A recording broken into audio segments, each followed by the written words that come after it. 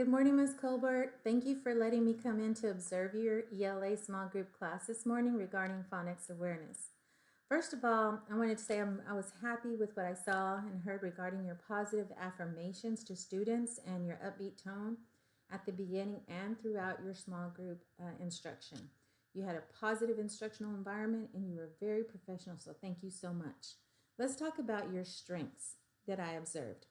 So during your warm up, you had clear expectations for the materials that the students needed, what you wanted them to do, and also had them use a multiple response strategy of thumbs up, thumbs down, which was a nonverbal cue.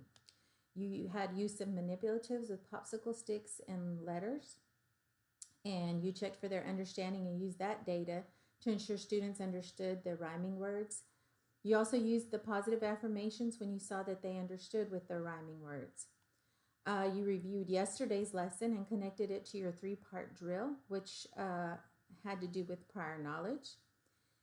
You modeled during that three-part drill the sounds that created the words, so you did that for students.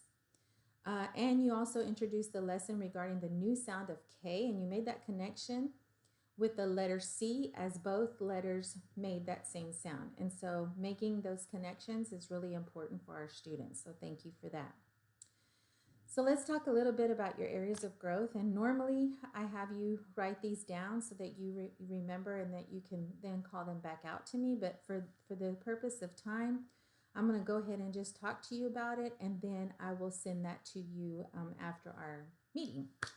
So make sure that you always have your video on the entire time so that students are able to see you. That's very important that they have that connection and being able to see you every single time. If you're having any issues, please make sure that you let technology know and you also let me know so that we can fix that for you. During the three-part drill, student number 5, they had their hand up for the longest time. And you didn't recognize them or allow them to ask a question. It's very important that our students are able to ask any questions that they have to clear up any misconceptions. And so let's just make sure that we're always recognizing our students. You talked about tomorrow's homework before doing today's lesson. And so the sequencing was off. And so again, making sure that we recognize what that sequence is for our small group instruction.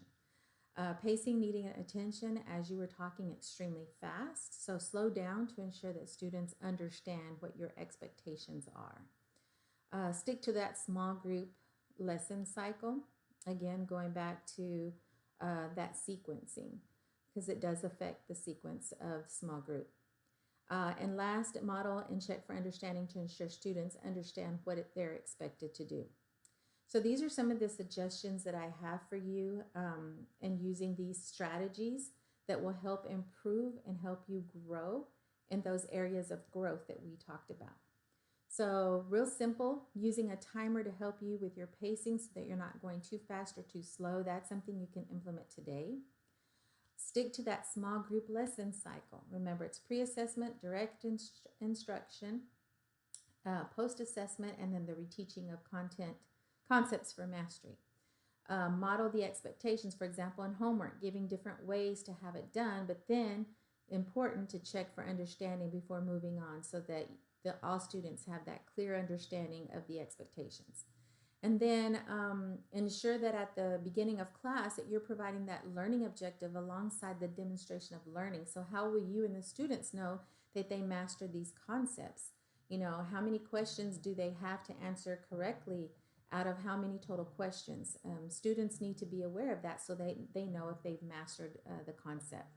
So by implementing these changes and knowing exactly where students are when collecting their data and using that data to drive your instruction, it will ensure growth for those students. So I'm so excited to see you again implementing these strategies to assist you in your small group instruction. I will visit again in 2 days during the same time so that I can observe that implementation of the strategies that I just provided for you. So I will ensure to email you this walkthrough form laying out everything that I have discussed today. So you have 4 best practices and strategies that you can implement even starting today. And so that's how simple they are. And just with those tweaks, you will see that it will be the best. So do you have any questions for me? Thank you.